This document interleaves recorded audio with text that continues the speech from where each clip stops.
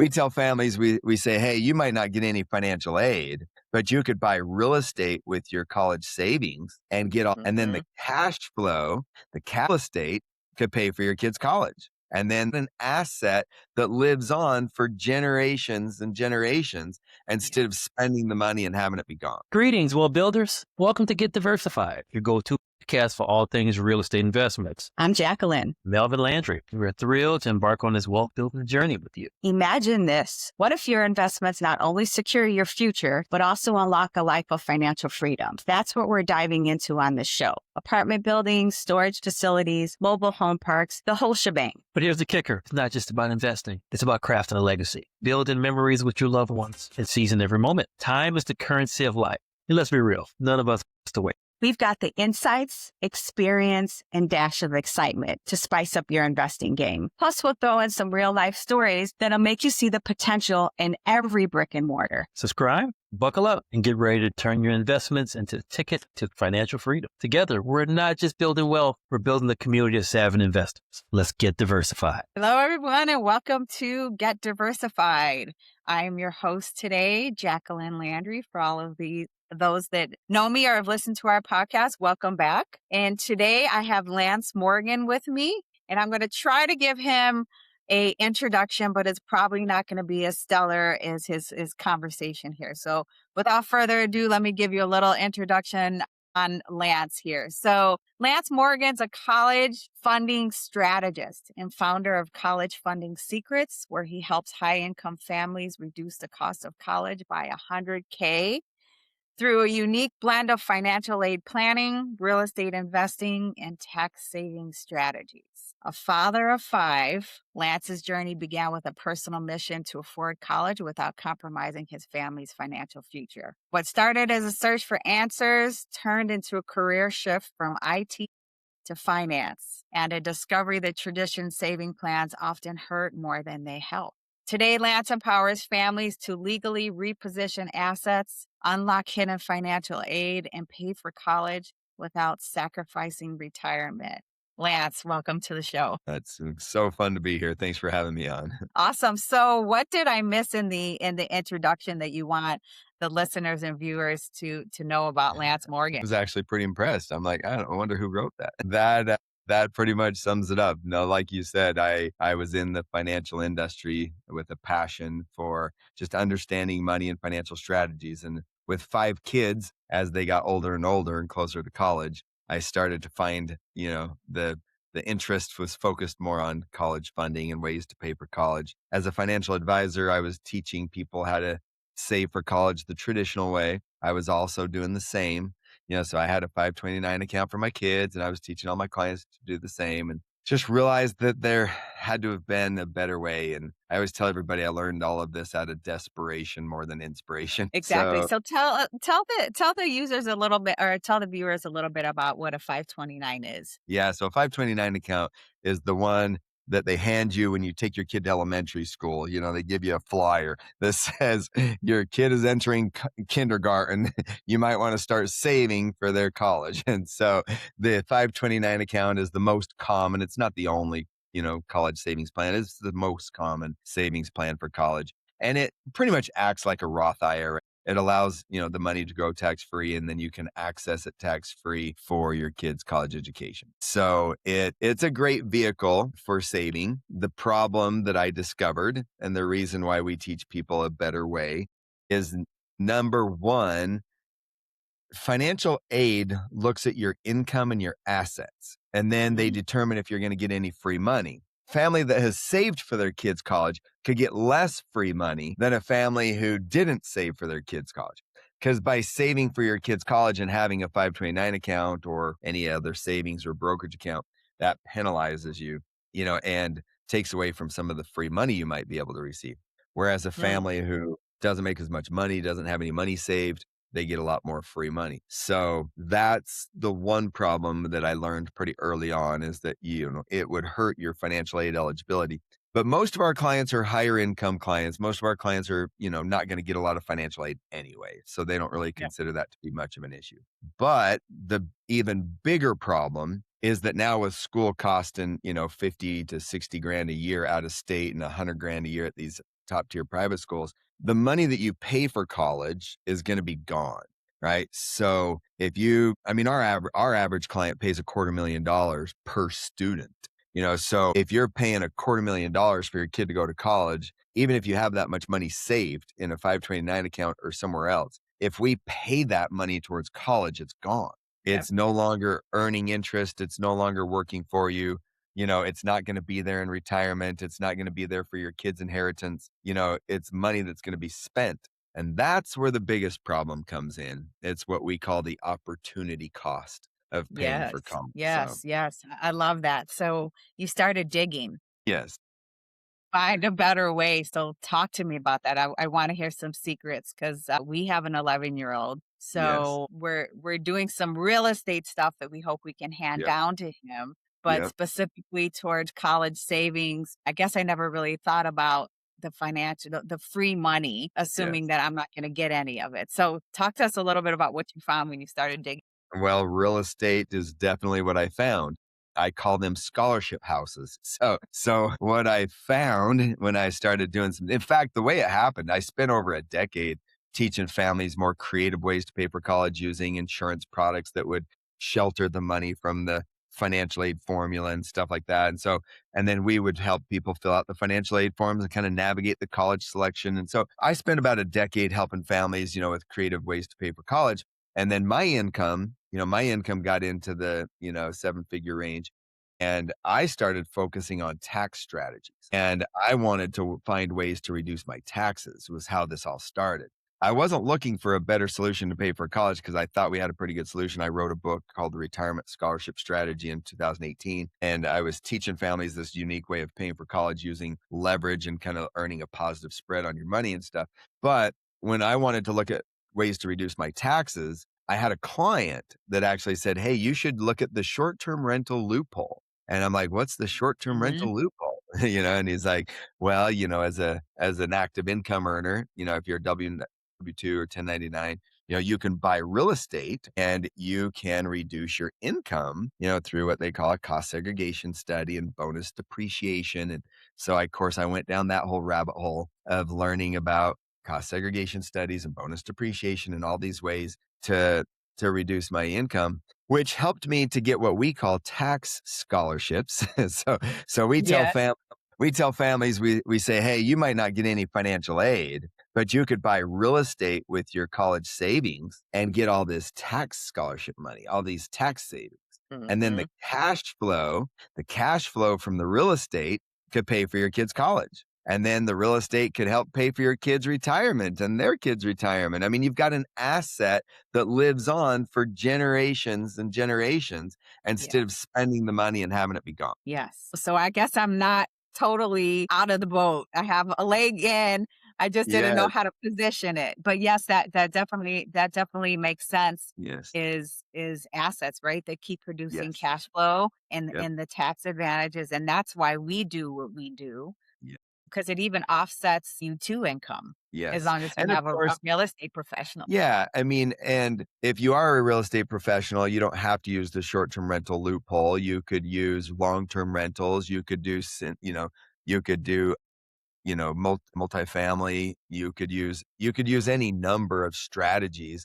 You can do syndications and stuff, but you're not going to get usually you're not going to get the tax benefits. But some families don't need the tax benefits because maybe they have tax benefits from other things, Yeah. maybe they just need cash flow. But even if let's just talk about cash flow alone, like you take all this money that you have saved for college and you pay for college, it's gone, right? Right. Period.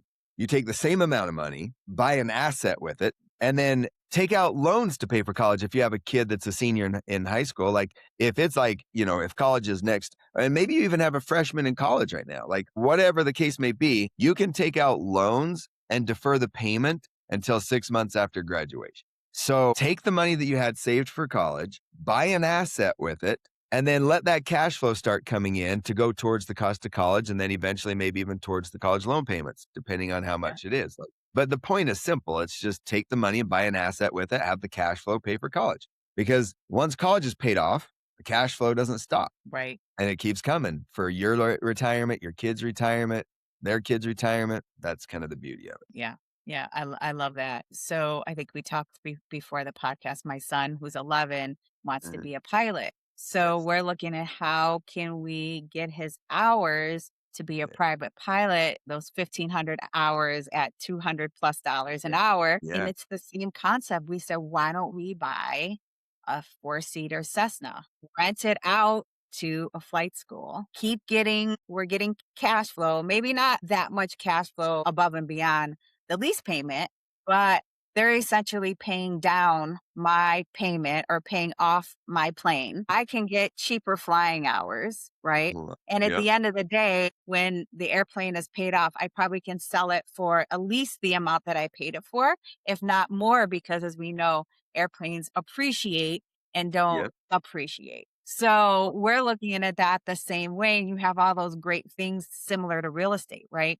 So you have the tax incentives, the bonus depreciation, right? So you have that not only with, your real estate with aircraft, with Mhm. automobiles, right? Over 6,000 Yep. pounds, so on and so forth. Yep. So we're always looking at ways Yeah. to see how we can actually have somebody else Mhm. pay down our loan and keep getting that cash flow to until infinity. Love that. And by buying that plane, getting that bonus depreciation on that, those are what we call tax scholarships.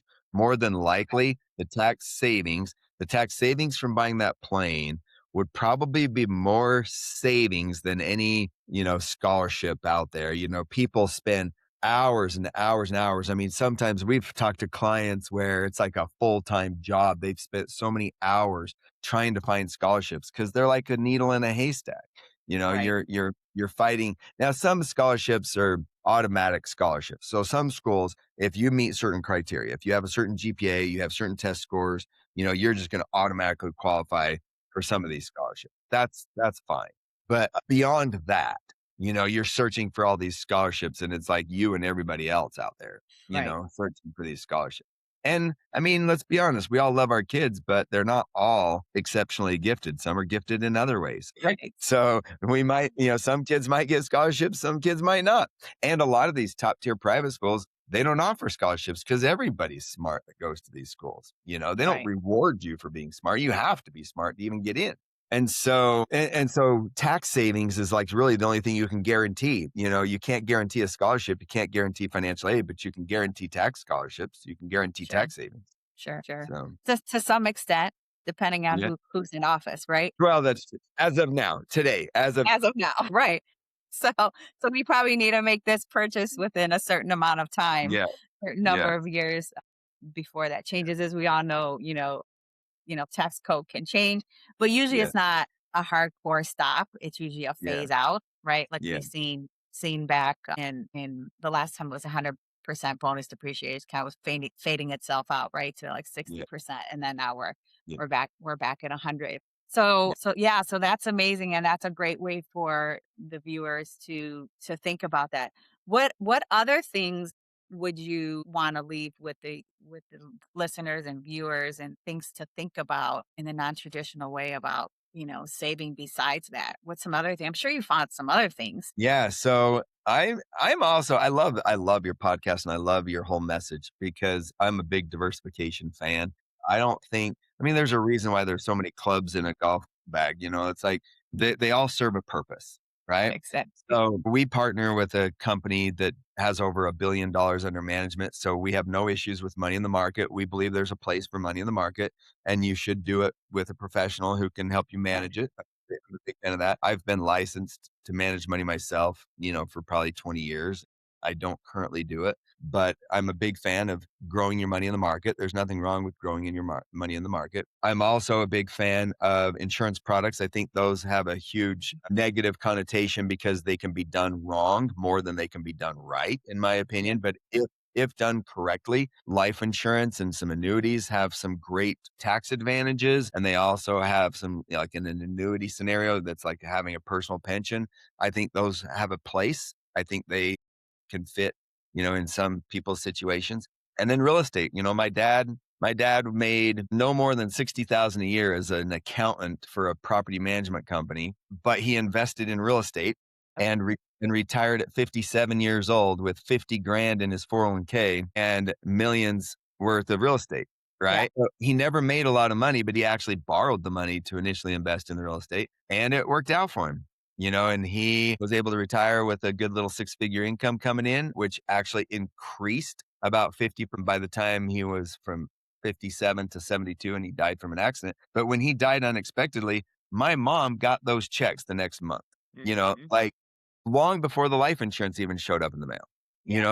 So what I love about all of these vehicles, the real estate, the insurance, the money in the market, like they all serve a purpose, and I would never tell a client to put all their money here or there, but I will say this, and this is going to be very controversial, but why not? I'm going to throw it out there. We're on a real estate podcast. I'll throw it out there. So I do believe in my heart of hearts that you can grow your money a lot of different ways. Yep. But I do believe that when it comes to generating cash flow, it's a whole nother ballgame. And I do believe, like, let's take money in the market, for example, in a 401k.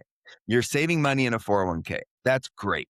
It's growing. You're getting free money because your company's matching, whatever.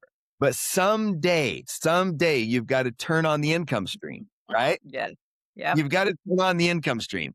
And if you Google the 4% rule, the 4% rule is what most people recommend, which is move your money into bonds where you're not going to lose it and try to live on the interest. And then you pay 1% to somebody to sell you bonds, which sounds crazy, but nonetheless, you're paying four, or you're living on 4%. So for every $1 million, that's like 40 grand a year, and it's not going to go up to keep up with inflation. Because if it does go up, it sinks into your principal. It causes your $1 million to go down. So now you're leaving your kids with less money than what you started with, right? Whereas in real estate, it generates cash flow today. It generates cash flow now, and the asset continues to grow in value, right? So I know this isn't very popular, but some of our clients don't have a lot of money to invest in real estate.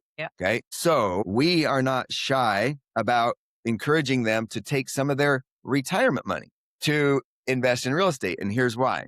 Let's say you have an old IRA. If you have an old IRA, that money is not generating any income right now. Like, let's say you're 50 years old, right? You're 50 years old. You have 15 more years. Now think about this for a minute. 15 more years before that 401k is going to generate any sort of income. Now, yes, it's going to grow. Yes, it's going to grow for the next 15 years, but it's not going to generate any income for the next 15 years. So let's say we have an old IRA from a previous employer. So let's say we have $300,000 in an old IRA, as an example. $300,000 in an old IRA that's not generating any income. Let's say that we move that into real estate. Now, if you are a W-2 income earner or a 1099 income earner, you have what they call active income. And if you buy a short-term rental, you don't have to be a real estate professional. Right. If you buy a short-term rental, you can qualify for all these tax benefits we've been talking about. The bonus depreciation, all of this benefit from buying that piece of real estate. The tax benefits will pay the taxes for taking the money out of the IRA. So if you take the money out of the IRA, you have to pay taxes on it. But the tax benefits for buying the real estate will outweigh that. It'll pay the taxes. Yeah. And now you've got 15 years now of cash flow, 15 years of cash flow that you wouldn't have otherwise. And your money is still invested. It's in real estate instead of the market, but it's still invested. Your asset is still growing, right? And that could go towards your kids' college, for example, because you can actually use retirement money to buy real estate that would pay for your kids' college and still be there for your retirement. So I have an interesting story, Lance. So when I first got into like investing, kind of getting on board with what my husband was doing, I said, take my 401k out, but there's a penalty. I said, who cares? So we actually stuck that in a syndication. Okay. So as we know what a syndication, right? A lot of people invest small amounts of money and you buy a larger asset. So like a mutual fund, right? So we bought this asset. We got this negative K1 for $88,000. So that's almost the same amount that I invested in that deal, the 100,000, right? And, people were like, well, why did you do that? You got penalized. And I said, well, I just got $100,000 tax benefit. And if the syndication goes well, then I could double my money, or I can at least get my money back. So then I get my $100,000 back, and then I got $100,000 of tax deductions. So how Mhm. great is that? So I would have been smarter to take that 100,000 and maybe put it in what we know and understand, and 100%, which is affordable housing. So had I stuck that in an 8-unit building that was $500,000, put $100,000 down, I could have been cash flowing to the cows come home. And then if I Mhm. want to sell it 10 years from now, they'll get some kind of appreciation, not very large here where we live in our local market. But I'm going to cash flow for 10 years, Yeah. and I still would have got that depreciation on it. So, but we chose to do the syndications for the whole diversification, right? So we're diversifying within real estate from affordable housing to these larger syndications, which are typically in, A class and B class areas versus, in our area where we invest in, low B and C class areas. So again, you live and learn, right? Was that a loss? We ended up losing the 100,000, but at the end of the day, we got almost $100,000 of benefit in that tax incentive. That's awesome. So, I think you have to look at it. You have to look at your risk and see, how is this going to, is it going to give me cash flow? And do you need cash flow, Lance, right? Some people go, yeah, I got enough cash flow coming in. I need tax incentive. Well, then it may be different what you invest in, right? So looking Yeah. at that strategy is critical to, every single year, with what your strategy is. I think every Yeah. single year, our strategy changes just a little bit based on, what the need is. Yes, 100%. No, So I think that's awesome. I love that. that's I think awesome. that's great. That's awesome. Well, thank you for sharing your knowledge. What's some final words that you want to share with the audience other than what you already? I think thinking outside the box. I Yeah. think that the biggest mistake we all make with money, having been in the financial industry myself, I think the biggest mistake we all make with money is doing what everybody else is doing, just assuming. Brainwashed. Yeah. Brainwashed. Yeah. It's like a lot of sheep, it's like we're all sheep just kind of following along, not really knowing exactly why. For example, I mentioned that 4% rule. I don't think a lot of people have ever sat down and thought about, I think everybody gets so focused on rate of return, and free money from their employer. I don't think anyone ever thinks about what the exit looks like. What's the exit strategy? What does this look like when I retire? How does that compare to the next? I remember when I first started in the financial industry, everything was about rate of return. Whenever you were comparing investments, it was just all about rate of return. And what's interesting is almost everybody agrees that when they start to retire, they don't want to go for the moon anymore. They want a conservative return in retirement. So that's what, 20, 30 years in retirement of getting a conservative return. So everybody, is always talking about the rate of return over the next 5 to 10 years before they retire, and then it's going to shift, So yeah, you might be getting double-digit returns in the stock market, and maybe real estate only appreciates at, let's say, 5% on average, right? So if you're getting, 10% returns in the stock market and 5% in real estate, it's easy to think, oh, well, 10's better than 5. Well, what about the tax savings? What about the cash flow, right? What does the exit look like? What does the next 30 years look like? You're not going to get 10% for the next 30 years. You're going to get 10% for the next 10 until you retire. Right. Then you're going to shift to bonds. I think people just don't really spend a lot of time thinking about it. And then they go and they meet with a financial advisor who doesn't sell real estate. They don't sell syndications. They don't do, tax planning. They just help somebody. They just make money off of you coming to them and the fees. The good return. They just focus on return. We're going to get you a good return. And so anyway, I would just encourage everyone to think a little outside the box and study the wealthy. See what the wealthy is doing. Exactly. Well, thank you, Lance, for all of your knowledge. This was super fun, and hope to stay in contact. And where can people find you? And you can go to scholarshiphouse.com.